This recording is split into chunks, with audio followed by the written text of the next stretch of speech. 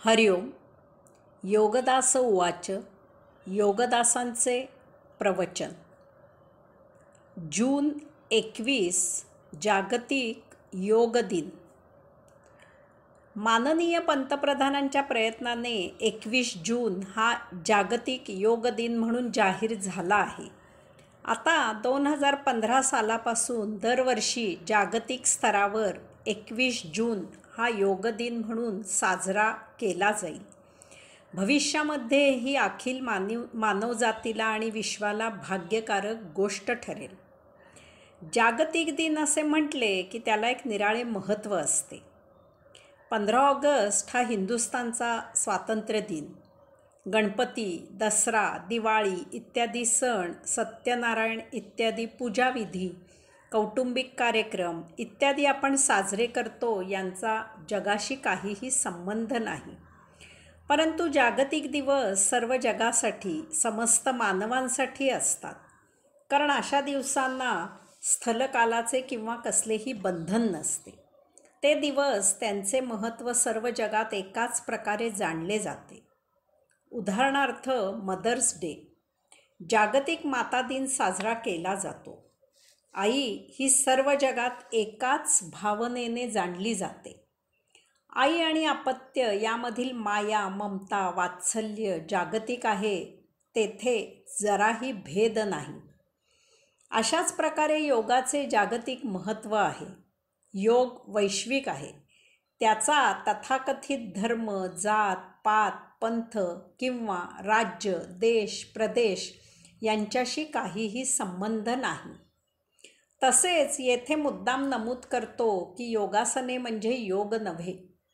योगासने म्हणजे स्वतःच्या शरीराच्या 2 अवयवांचे मिलन करणे.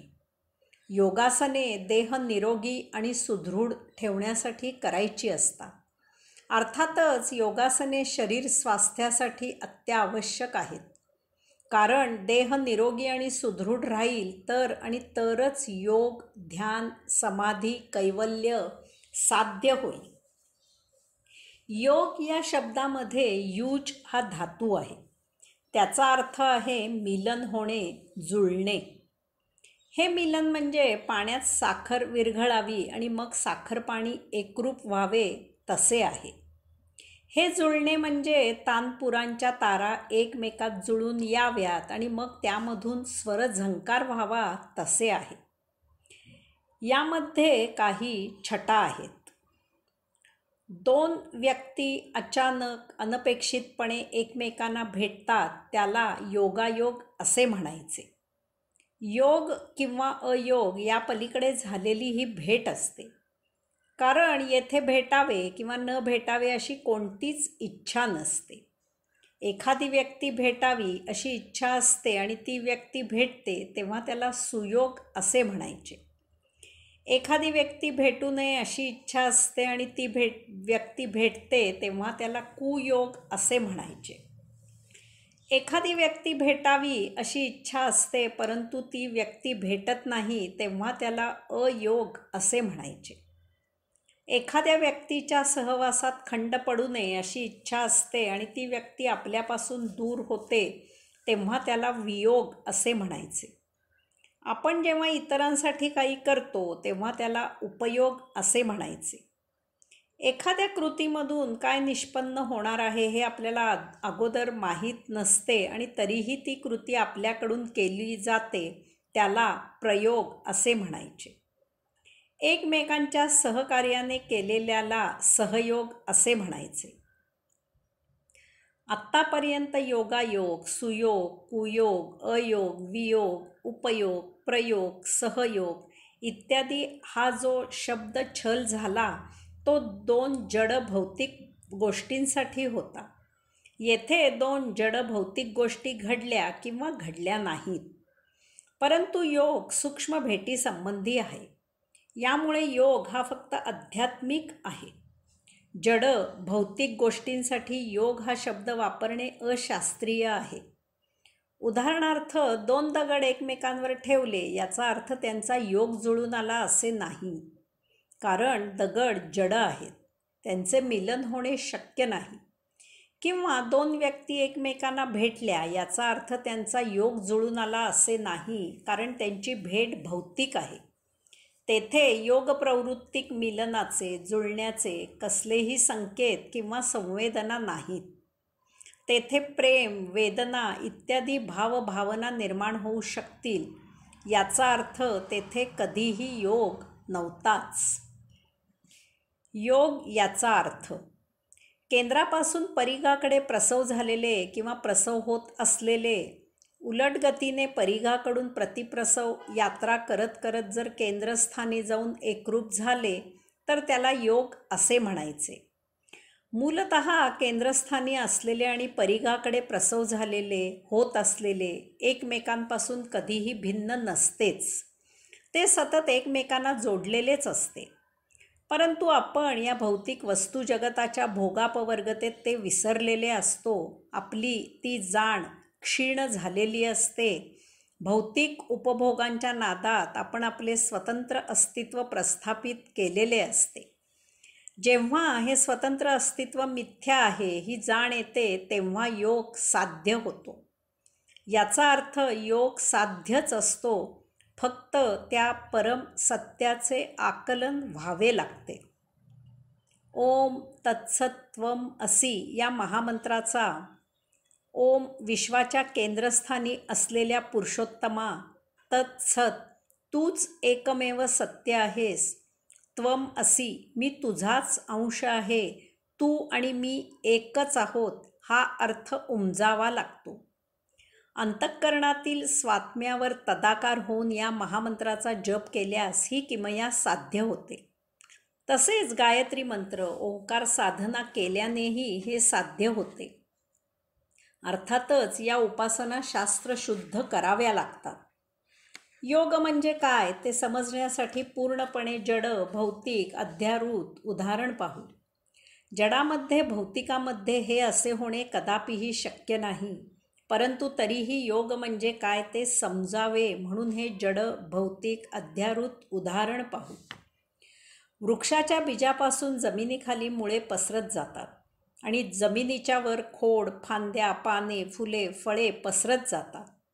मुळाच्या टोकाला आणि वृक्षाच्या शेंड्याला जर बीजाची जाणीव झाली आणि जर ते दोघे प्रतिप्रसव यात्रा करत करत बीजापर्यंत पोहोचले तर त्याला योग साध्य झाला असे म्हणायचे. देहाला जाणीव झाली की आपला अंतःकरणातील अंशात्म्यामधून विस्तार झालेला आहे आणि जर देह प्रतिप्रसव यात्रा करत करत अंतःकरणापर्यंत पोहोचला तर त्याला योग साध्य झाला असे म्हणायचे. विश्वाच्या केंद्रापासून परिघापर्यंत दशदिशांनी विश्व पसरत गेले आहे. विश्वाचा परीघ प्रतिप्रसव यात्रा करत करत विश्वाच्या केंद्रापर्यंत पोहोचला तर त्याला योग असे म्हणायचे. योग फक्त अध्यात्मातच शक्य आहे. योग याचा अर्थ फक्त आत्मयोग, आत्ममिलन, आत्मभेट. हे संपूर्णपणे सूक्ष्म आहे. म्हणूनच योग फक्त आध्यात्मिक आहे. याच कारणास्तव तो जागतिक आहे. कारण अध्यात्मात जराही भेद नाही, बौद्धिक मतभिन्नता नाही, वैचारिक मतमतांतरे नाहीत, कल्पना विलासाचा खेळ नाही, मनाची लुडबुड नाही. कारण या सर्वापलीकडे जाणे म्हणजे योग आहे. येथे वैश्विक परम सत्य आहे. यात कदापिही बदल होणे शक्य नाही. यात बदल झाला की तेथे योग लुप्त होतो आणि भौतिकाला सुरुवात होते. आपण गैरसमजुतीने शारीरिक, बौद्धिक, मानसिक, वैचारिक, काल्पनिक, प्रादेशिक इत्यादी असे अनेकविध भेद मानतो आणि त्यामुळे आपली आध्यात्मिक सत्य ओळख आपण विसरतो. आपण योगापासून म्हणजे स्वतःपासून ढळतो आणि भौतिकात रुतून बसतो.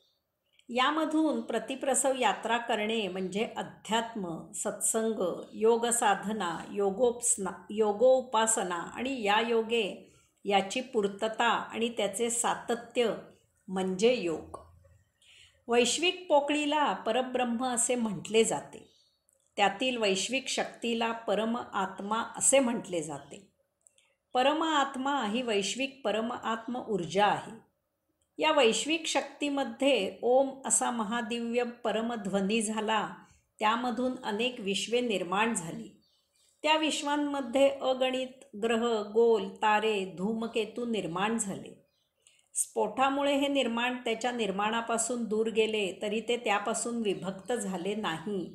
ते त्या निर्माणाला केंद्रस्थान करून त्या सभोवती एकाच वेळी आकर्षण आणि विकर्षण करत फेरे घेत राहिले. कारण त्या परमशक्तीने आपल्या निर्माणाला सतत परमशक्ती, परम ऊर्जा, परमचैतन्य देणे सुरूच ठेवले. या केंद्राला योगधाम असे म्हटले जाते आणि त्या केंद्राशी असलेल्या परमशक्तीला, ऊर्जेला, चैतन्याला भगवंत श्री योगेश्वर पुरुषोत्तम असे म्हटले जाते. या सर्वाला ब्रह्मांड असे म्हटले जाते. ही नावे हिंदुस्थानी ऋषीमुनींनी दिलेली आहेत. त्यांना आणखी काही निराळी नावे दिली तरी मूलभूत तत्व तेच आहे. याचा अर्थ हे ब्रह्मांड हा त्या परब्रह्म परमात्म्याचाच, त्या पुरुषोत्तमाचाच विस्तार आहे. ती त्याचीच अभिव्यक्ती आहे. परब्रह्म परमात्मा त्याच्या निर्माणापासून, ब्रह्मांडापासून भिन्न, विभक्त, निराळा नाही. पुढे कालांतराने त्या परम महादिव्य आत्मऊर्जेमुळे ब्रह्मांडामध्ये उत्क्रांती होत होत या विश्वांमध्ये चल, अचल, सजीव, निर्जीव अशी विविधतेने नटलेली वैचित्र्यपूर्ण सृष्टी निर्माण झाली. त्यात 84 लक्ष प्रकारच्या विविध योनी, देह निर्माण झाल्या. या चल, अचल, सजीव, निर्जीव अशा सृष्टीतील प्रत्येक योनीला परमचैतन्यामधून ऊर्जा पुरवली जाऊ लागली. चल, अचल, सजीव, निर्जीव अशा प्रत्येक योनीमधील ऊर्जेला अंशात्मा असे म्हटले जाते. याचा अर्थ अंशात्मा हा त्या परम आत्म्याचाच अंश आहे. ब्रह्मांडाच्या केंद्रापासून प्रसव होत होत परम आत्मा प्रत्येक योनीपर्यंत पसरलेला आहे. सजीवाचा अंशात्मा त्याच्या अंतःकरणात असतो आणि तेथून संपूर्ण देहाला ऊर्जा पुरविली जाते. तेथून तो देह नियंत्रित करतो. आता जर अंतःकरणापासून प्रतिप्रसव यात्रा करत करत अंशात्मा परम आत्म्यापर्यंत पोहोचला तर तेथे योग प्राप्त झाला. याचा अर्थ अंशात्मा आणि परमात्मा हे कधीही निराळे नसतात. परंतु सजीवाला भौतिक भोगापवर्गतेमुळे त्याचा विसर झालेला असतो. जर सजीवाला आपण परमात्म्याचाच अंश आहोत ही जाण आली तर त्याला योग प्राप्त झाला असे म्हणायचे. म्हणून योग परम आहे, वैश्विक आहे. योग प्रामुख्याने 3 प्रकारे साध्य होतो. आत्मयोग, आत्मभेट, आत्ममिलन याचा संक्षिप्तपणे परामर्श घेऊ. आत्मयोग. आपण जेव्हा देह, बुद्धी, विचार, आचार, विकार, कल्पना इत्यादीच्या अतीत पलीकडे जाऊन आपल्याच अंतःकरणात एकरूप होतो तेव्हा आपल्याला जाणीव होते की आपण अंतःकरणातील अंशात्मा आहोत. आपण आपल्याला जाणणे याला आत्मयोग प्राप्त झाला असे म्हणायचे. हरिओम.